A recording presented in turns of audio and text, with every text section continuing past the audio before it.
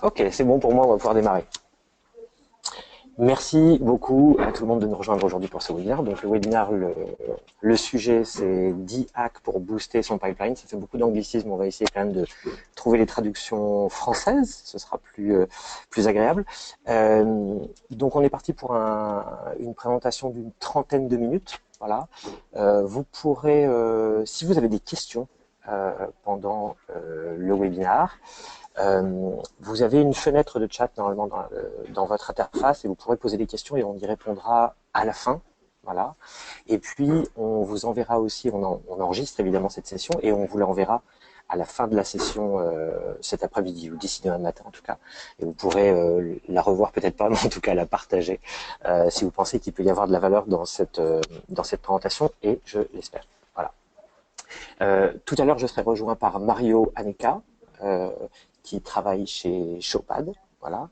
Et je pense que c'était intéressant de pouvoir faire ce webinaire. L'objectif était pas de faire un webinaire commercial autour de nos solutions, mais c'était intéressant de pouvoir réunir ICO et Showpad. Je ne sais pas si vous connaissez les deux ou pas, mais en tout cas, voilà, ce sont deux sociétés qui ont une forte croissance au niveau international. Et surtout, j'ai envie de dire, ça c'est pas très intéressant. Ce qui est intéressant, c'est que euh, sont deux sociétés qui interviennent à différents niveaux dans le cycle de vente. Euh, et donc, on a aussi un historique de plusieurs années dans notre croissance qui nous permet c'est ce qu'on voulait faire aujourd'hui, c'était partager avec vous des cas très concrets de ce qu'on a pu découvrir, des astuces, enfin pas des astuces, des tactiques qu'on a pu mettre en place, à la fois dans le haut du cycle de vente et dans plutôt le milieu et le bas du cycle de vente. Donc, sans vouloir faire commercial, juste pour vous présenter rapidement les deux sociétés. En tout cas, voilà. Euh, Moi, je m'appelle Nicolas, je suis cofondateur d'Ecosystem. Ecosystem, c'est un logiciel pour automatiser la prospection, pour déclencher automatiquement la prise de rendez-vous, plutôt en B2B avec des scénarios d'email. Bref, et de manière un peu plus intéressante, je pense qu'on va parler un peu de ça, c'est comment on va contrôler son pipeline, c'est-à-dire avoir à la fois un flux de nouveaux prospects qui est fort, mais surtout qui est régulier et qu'on puisse prévoir son pipeline. Voilà. Et Mario qui nous rejoindra tout à l'heure, effectivement, chez Showpad.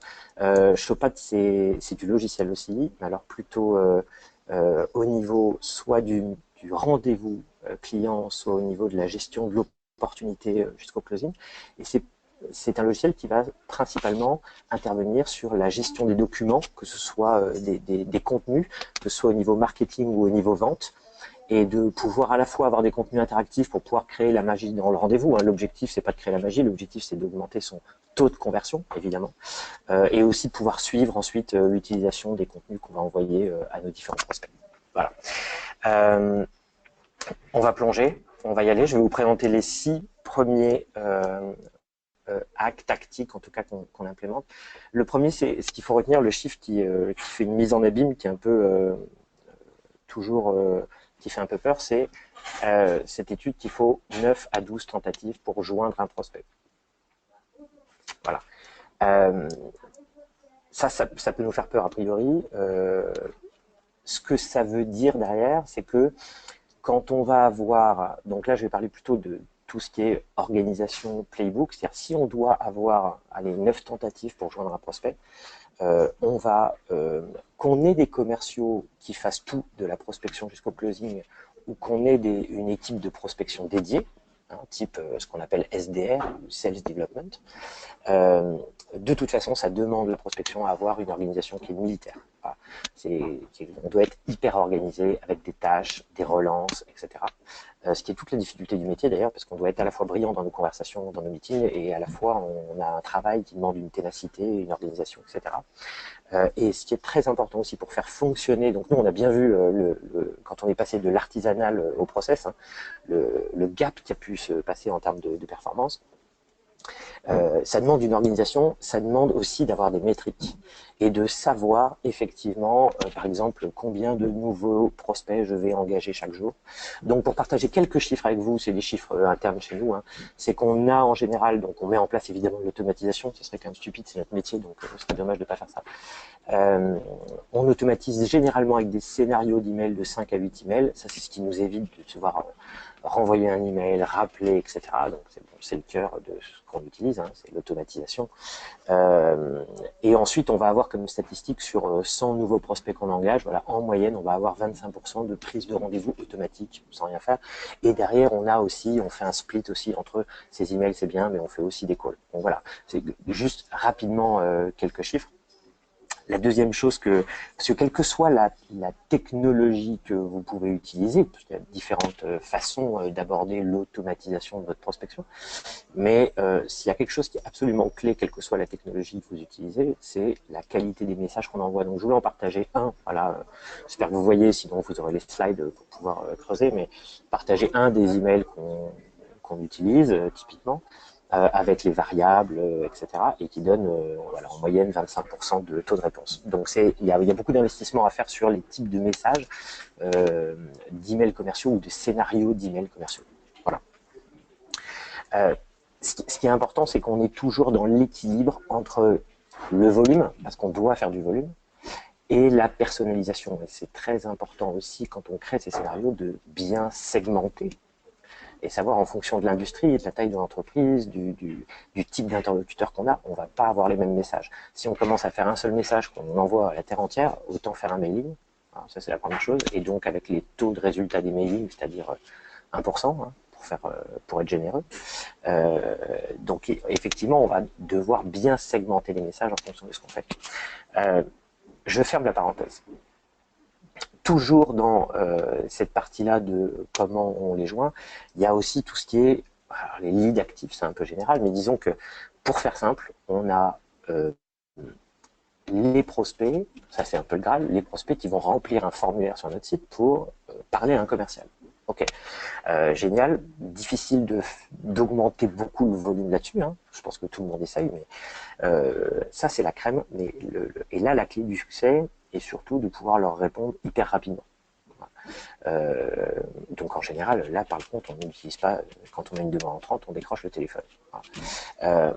Ensuite, on va avoir surtout une grosse somme qui est ces leads parfois qui sont pas bien exploités par les entreprises, mais qui sont tous ces prospects qui téléchargent, qui remplissent des formulaires pour télécharger des contenus, qui s'intéressent à notre site, qui vont voir notre page des prix, etc., etc., qui nous ont donné leur nom à un moment.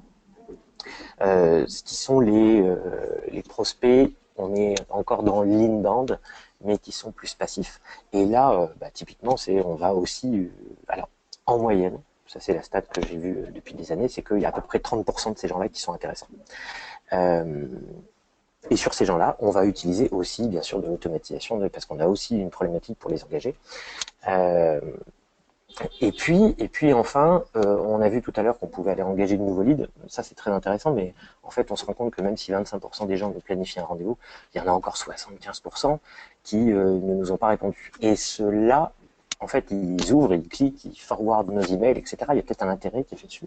Et donc, toutes ces interactions, leur engagement avec nos contenus, il y a aussi voilà, on met en place un scoring qui nous permet de pouvoir appeler ces gens-là aussi.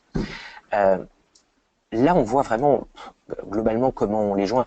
Mais ce que je voulais vous partager avec vous, c'est surtout ce qui a vraiment été un gros upside pour nous, qui a été comment on a commencé à prioriser les leads. En fait, on sait, quelle que soit la source du lead, on n'a pas toujours les mêmes, on n'a pas toujours la même efficacité.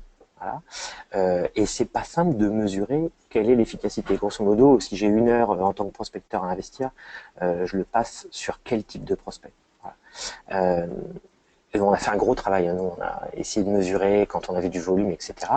On essaye de mesurer la qualité du lead par combien d'opportunités je peux générer pour quel investissement de ma part. L'investissement, ça peut être de l'argent, mais en général, c'est plutôt du temps que je vais y passer. Voilà. Combien de temps je dois investir sur une tactique pour générer une opportunité. Et donc, alors, je vous invite évidemment à faire chacun vos calculs, parce que maintenant, ça demande quand même d'avoir beaucoup de data, ça demande d'analyser ça. Alors, on le fait pas en temps réel, hein, on le fait tous les mois, tous les 2 mois, on mesure tout ça. Et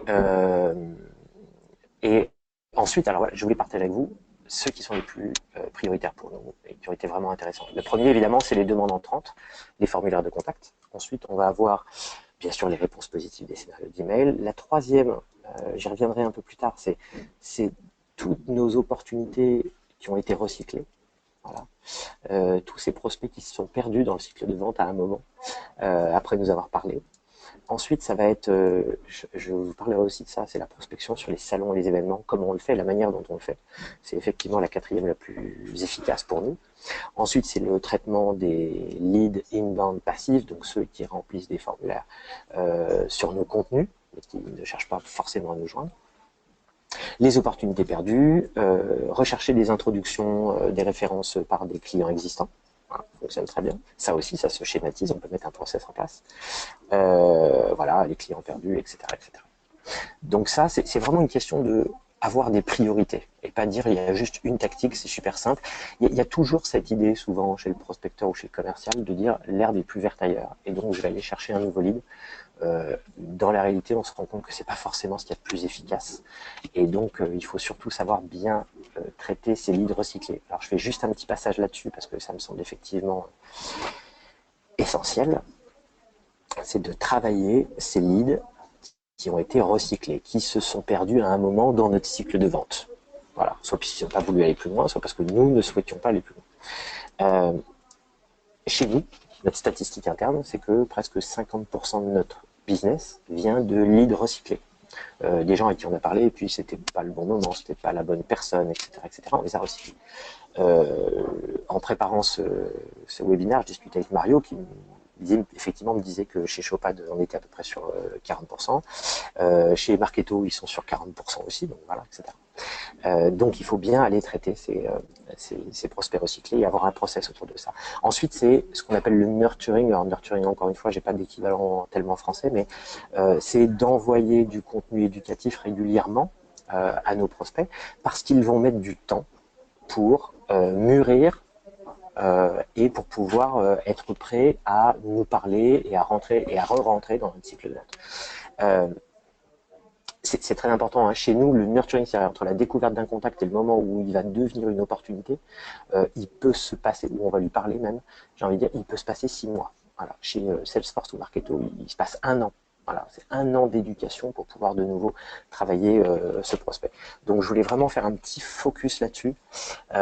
C'est important d'avoir ce type de contenu pour rester toujours en tête du prospect, pour être présent dans son esprit quand ce sera le bon moment, pour construire la marque, pour l'éduquer, etc., etc. Ensuite, je vais un peu vite, hein, mais vous pourrez poser des questions et on y répondra à la fin. Et sinon, vous pourrez me contacter directement si vous voulez qu'on approfondisse un peu ces tactiques-là. 2 choses que je voulais encore vous présenter. La première, tactique qui fonctionne encore très bien chez nous, c'est aller là où sont mes prospects. Alors, typiquement, moi je cible les directeurs marketing et les directeurs commerciaux, quels que soient les secteurs d'activité. C'est assez large hein, comme type d'interlocuteur. Et donc, c'est important d'abord de savoir, ok, mais ils vont sur quel site, où est-ce qu'ils vont, sur quelle destination, sur quel site web, où est-ce qu'ils lisent de l'information, etc. Et là, l'idée est plutôt de hacker cette audience, c'est-à-dire détourner cette audience vers nous. Voilà. Donc typiquement, comment ça fonctionne? En fait, l'objectif, c'est simple, c'est d'avoir un login password pour pouvoir aller écrire directement chez French Web, Journal du Net, Les Échos, etc., etc. Ce qui vous permet d'être mis en avant, de driver une audience et de pouvoir la ramener vers vous. Comment ça fonctionne? Comment on fait pour avoir ces... Parce que la plupart des sites, en fait, peuvent proposer des accès de contributeurs. Maintenant, la difficulté, c'est d'arriver à les obtenir. Bon, en général, il y a une tactique, c'est un peu long, mais par contre, ça vaut vraiment le coup. Vous contactez le rédacteur en chef, vous lui proposez un article. D'ailleurs, j'utilise même des scénarios pour ça. Je dois être un peu malade. Ensuite, vous allez une fois que vous essayez de placer un article, ensuite vous lui proposez des thématiques, donc vous construisez une relation qui peut se faire effectivement par email. Et au bout de 2 articles que vous aurez et plusieurs échanges que vous aurez eu et 1 ou 2 articles que vous aurez pu placer, en général, si c'est pas vous qui le demandez, c'est lui qui va vous proposer, il va dire ok bon c'est très bien ce que vous écrivez, je vais vous donner des accès. Voilà. À partir du moment où vous avez un login password, c'est génial parce que c'est quand vous le souhaitez, vous pouvez écrire et détourner une audience.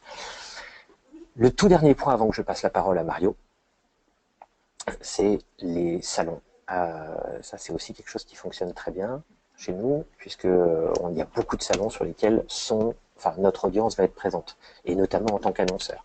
Ça, on le fait régulièrement. Donc, on sait qu'on va chercher sur un salon type, on va chercher qui est annonceur ou qui a été annonceur l'année dernière, qui a un stand.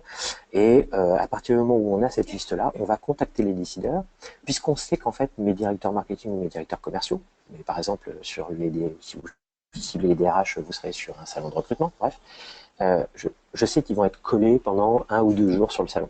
Et donc, à la limite, si je leur propose un rendez-vous sur place, en disant que je vais aussi à ce salon et qu'on pourrait s'y rencontrer, ben, c'est toujours une bonne opportunité pour eux de faire un rendez-vous. Parce qu'en plus, ils vont avoir des périodes d'ennui sur ce salon.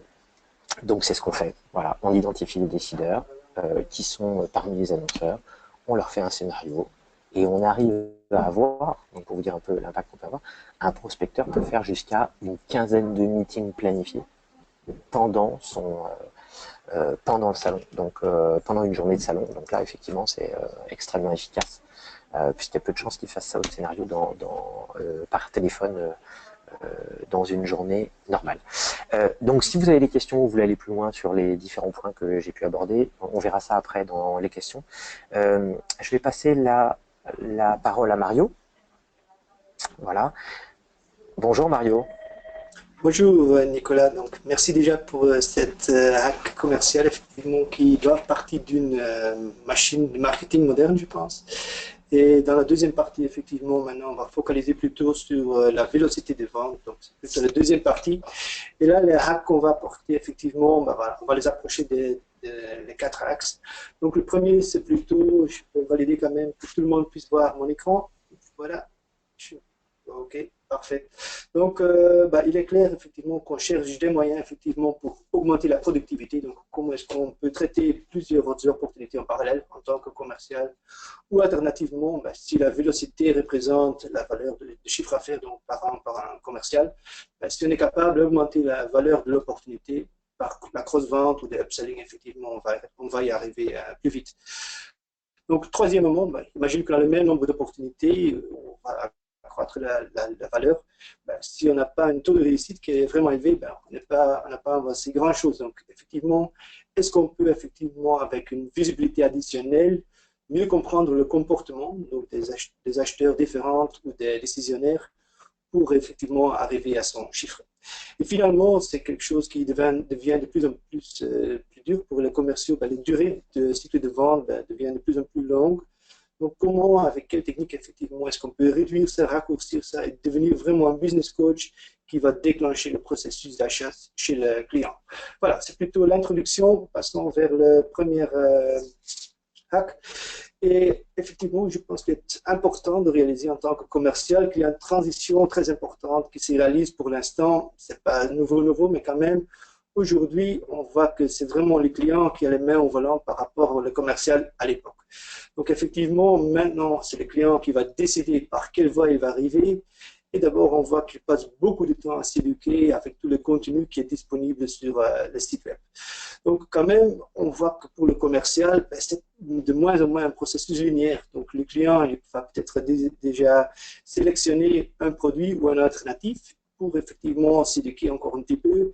Peut-être qu'il va faire des choses en même temps, donc c'est très difficile effectivement pour voir où est-ce qu'il est vraiment dans son processus d'achat. Et ça veut bien dire que le rôle du commercial, effectivement, ça a changé vraiment d'une manière importante. Et son compétence primaire commerciale aujourd'hui, c'est plutôt partager des expériences à chaque moment qu'il a une interaction avec les clients. Pour vraiment, au moment qu'il doit prendre sa décision comme client, qu'il est voilà, le contact préféré. Et un deuxième point, effectivement, pour le commercial, pourquoi est-ce qu'il a l'intérêt, effectivement, de bien soigner le client?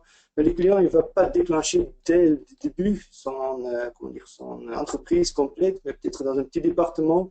Donc, voilà, l'expansion après est vraiment quelque chose où il va gagner son argent. Donc, il a tout intérêt de le bien soigner jusqu'au moment que la première affaire a été soignée et même plus tard. Donc, comme on vient de dire, son rôle a changé, mais vraiment le contenu va être, comme Nicolas a même dit aux premières phases du funnel, on a besoin de contenu, mais c'est également important maintenant pendant les contacts physiques ou les interactions avec les clients. On voit quand même je ne dis pas un souci, mais une réalité aujourd'hui, c'est la complexité ou la volumétrie des documents est tellement élevée. Donc, même si on va former le commercial, on va typiquement après un mois, que la plupart est perdu, donc apparemment 87% après un mois. Donc aujourd'hui, est-ce qu'on peut aider, assister le commercial avec la technologie pour aider à découvrir vraiment les contenus qui vont avancer le deal? Et la réponse effectivement est oui, de deux côtés. Donc d'une part, on va lui assister pour mieux se préparer, peut-être pour un entretien, quelles questions est-ce que je dois poser à cet intervenant. Et également, effectivement, pendant les entretiens, quelles pièces, quels témoignages est-ce qu'en fonction de l'industrie, en fonction de l'interlocuteur et en fonction de l'étape de vente, est-ce qu'on peut apporter ou partager avec le client. Donc aujourd'hui, cette technologie est disponible, donc voilà, appliquons-le pour avoir un impact plus important. Donc ça c'est hack 7. Bougeons maintenant vers la hack numéro 8, donc créer la magie pendant les rendez-vous.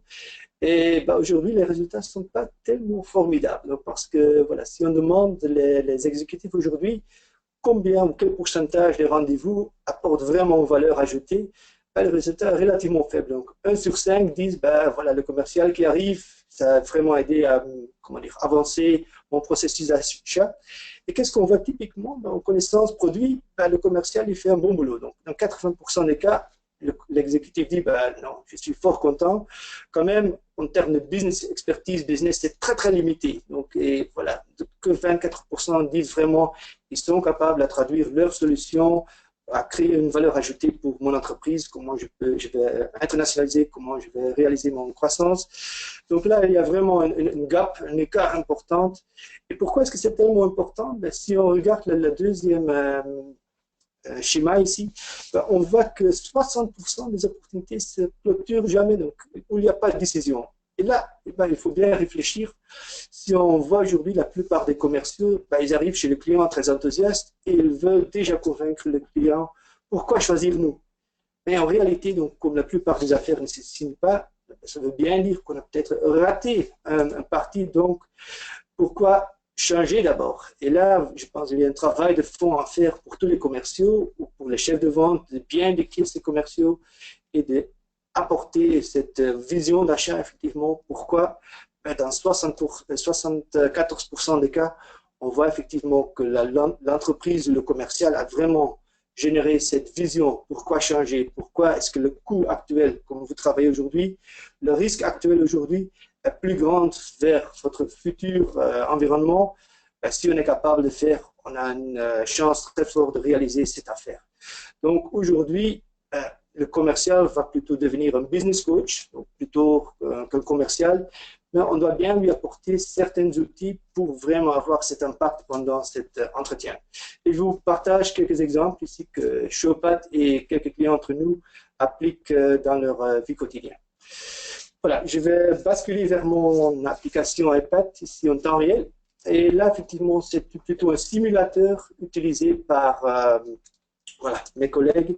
Et là, le but, effectivement, c'est de montrer aux clients, par exemple, ici pour une centaine de commerciaux, qui travaillent, imagine, 50 semaines par semaine et qui gagnent, espérons, un peu plus que 4 000, peut-être 40 000 euros par an, qui travaillent 40 heures, d'effectivement de voir un peu le potentiel à réaliser. Donc, s'ils passent autant d'heures par an pour consulter les contenus, quel montant, effectivement, est-ce qu'on peut perdre effectivement pour rechercher des contenus et en plus effectivement quel est le scénario effectivement qu'on peut gagner de l'argent et quel investissement on doit faire. Donc ce type des outils effectivement vont permettre au commercial de créer plutôt un business case en temps réel avec les décisionnaires. Pourquoi est-ce que c'est tellement important? Aujourd'hui, si on va dire je vais vous faire une simulation, tu reviens après 2 semaines, tout le momentum est vraiment parti. Donc ces outils ont vraiment montré que le client, les décisionnaires, voilà, que ça va créer de l'urgence effectivement pendant l'entretien. Un deuxième exemple, c'est plutôt du monde médical. Donc, un client à nous qui est Biomérieux. Donc là, il y avait un enjeu principal majeur pour les chefs digital. Là, il avait 90% de ses contenus n'étaient pas utilisés. Donc, c'était plutôt les galères pour lui. Et là, ils ont réinvesti vraiment de l'argent pour créer un outil interactif qui, voilà, va vraiment adapter le discours pour le commercial en fonction de la personne qui est devant lui. Dans ce cas-ci, voilà, cette personne-là, effectivement, est responsable pour la logistique et le transport. Et aujourd'hui, cette personne-là, il n'a plus le temps pour vraiment expliquer les enjeux. Et voilà, l'interlocuteur, bah, il demande plutôt que vous êtes expert. Donc, voilà, demande, lui, c'est un jeu principal. Et là, en tant que commercial, bah, vous pouvez directement apporter les produits, les solutions qui vont correspondre avec ça. Donc, les témoignages, peut-être les experts.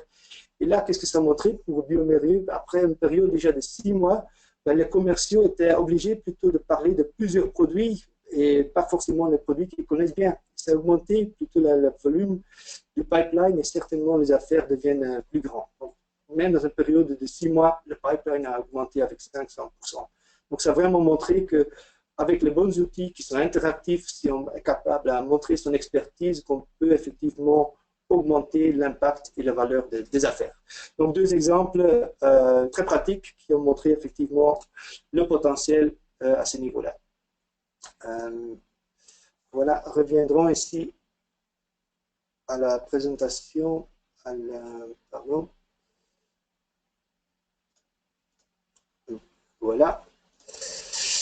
Donc, voilà, on va finaliser avec Hack 9. Donc, même si on a une réunion qui a peut-être un impact plus fort, il est quand même important de réaliser que de plus en plus, il y a des personnes additionnelles qui sont concernées pendant une décision. Et certainement, depuis 2008, on a vu qu'on a un chef qui est plutôt là pour gérer les risques, gérer la sécurité. Donc, typiquement, on voit aujourd'hui qu'on a 5,5 personnes qui sont impliquées. Et là, il y a quand même voilà, une écart important à réaliser. Si on regarde, si on analyse les données aujourd'hui, la Corporate Vision a chiffré que typiquement aujourd'hui, 80% des exécutifs sont impliqués dans des décisions d'achat importantes.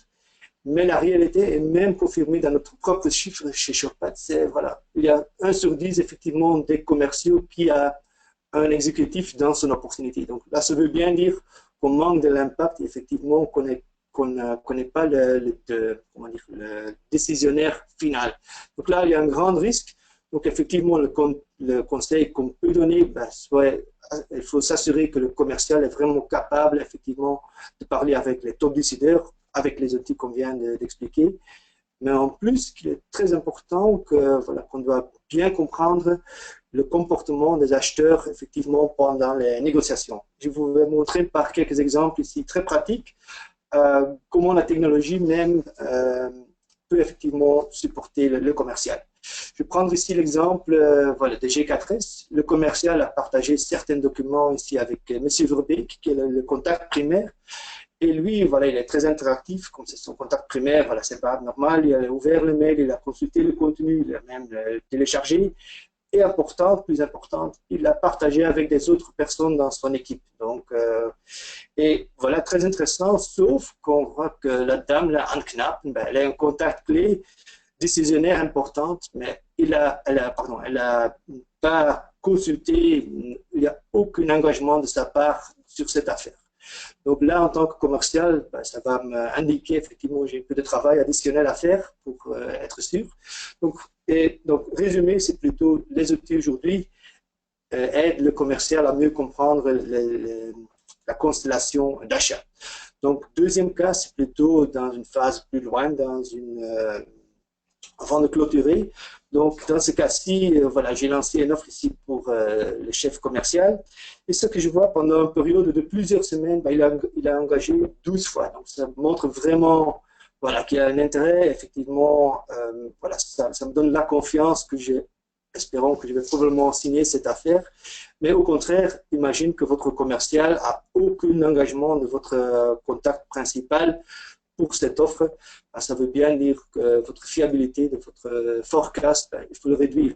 Certainement, si c'est la fin du mois, ben, si tu le mets à 80% dans ce cas-là, ben, c'est très, très risqué. Donc voilà, c'est plutôt mon dernière partie ici. Donc effectivement, mieux comprendre le comportement des décisionnaires différents est assez critique pour augmenter les taux de réussite. Et avec ça, Nicolas, je passe le bâton vers toi de retour pour le closing et peut-être les questions éventuelles qui vont monter. Merci Mario. Le tout dernier point, ce que je voulais absolument partager avec vous avant qu'on se quitte, c'est hack numéro 10, en réalité c'est pas vraiment un hack, mais pour moi c'est vraiment critique de le partager aujourd'hui.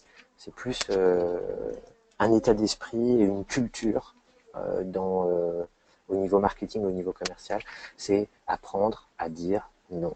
Et ça, c'est un peu contre-intuitif.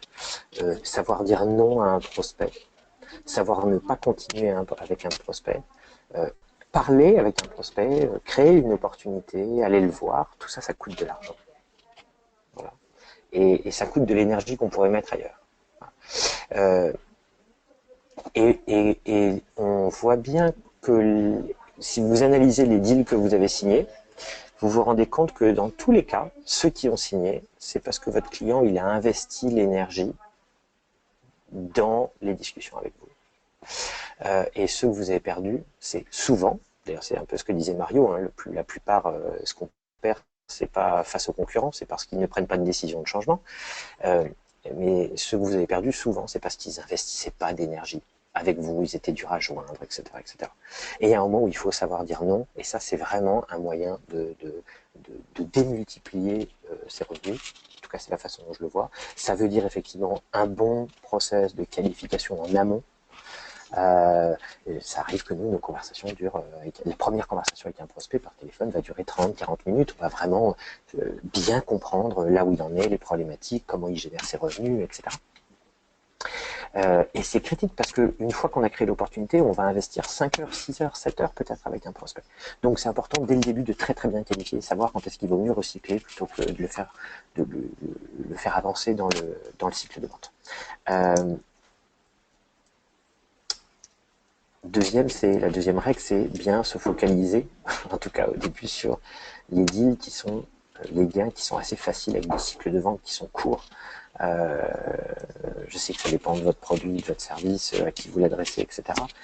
Mais c'est compliqué d'automatiser une mécanique de prospection, une machine commerciale, si votre cycle de vente il démarre à 12 mois, 18 mois, et que surtout vous avez très peu de volume. Voilà. Et puis, je reviens un peu sur ce que j'ai dit tout à l'heure, où on pense toujours que l'herbe est plus verte ailleurs et qu'on pourrait faire un test. Tout le monde a de bonnes idées. Voilà. Sur le cycle de vente, tout le monde a toujours de super idées. Et évidemment, il faut parfois tester de nouvelles bonnes idées. Mais le risque, c'est qu'on s'éparpille. Voilà. Et donc, il faut surtout pas s'éparpiller. Enfin, c'est le conseil que je donnerais, vraiment se focaliser sur ce qui marche, ce qu'on a pu mesurer, ce qui fonctionne, et ce qu'on peut scaler, ce sur quoi on peut démultiplier l'effort, et on sait que ça va démultiplier les résultats. C'est vraiment un moyen de contrôler son pipeline et de le faire croître. Voilà. Et c'est dur parfois de dire elle est super ta bonne idée, mais on la testera peut-être dans 6 ou 8 mois. Voilà. Voilà. C'était ce que je voulais partager avec vous. Donc, on a terminé avec ce webinaire. On a 32 minutes, c'est pas mal. Très bien. Bah, écoutez, j'ai l'impression qu'il n'y a pas de questions. En tout cas, je vois pas de... Je dis pas de bêtises. Je revérifie. Voilà. Je vois pas de questions. Oui, Voilà. il y a un qui vient de rentrer ici, Nicolas. Donc c'est plutôt Martin du Mans. J'imagine que ça a trop loin à voir avec Shopad. Donc est-ce qu'il est possible d'accéder à votre application pour vraiment réduire le temps de préparation? Et effectivement, le temps, la réponse est oui aujourd'hui. Donc d'une manière très facile, effectivement, on est capable avec Showpad de piquer plusieurs slides de présentations différentes ou peut-être vraiment construire comme ici en combinaison avec des slides ou peut-être avec des vidéos ou avec des applications interactives. Donc, la réponse est oui, mais voilà, c'est pas le but du tout aujourd'hui de faire des démos, mais si vous avez un intérêt, n'hésitez pas effectivement de nous contacter et de rentrer en plus de détails. Ok. Donc, ben voilà. Bah écoutez, on va vous envoyer d'ici demain, peut-être cet après-midi, la vidéo en replay. Vous pourrez partager. Je demande aussi dans l'email qu'on va vous envoyer, on va vous envoyer aussi nos points de contact directement. Alors que ce soit, moi, vous pouvez me contacter même si c'est pas lié à l'application ou à ce qu'on fait. Ça c'est pas très grave. S'il y a un sujet que vous voulez creuser, n'hésitez pas à m'appeler. Voilà, vous aurez mon contact direct. Et Mario également, vous aurez son contact si vous souhaitez aller plus avant. Je vous remercie beaucoup et Voilà. je vous souhaite à tous une très bonne journée. Merci. Au revoir. Au revoir.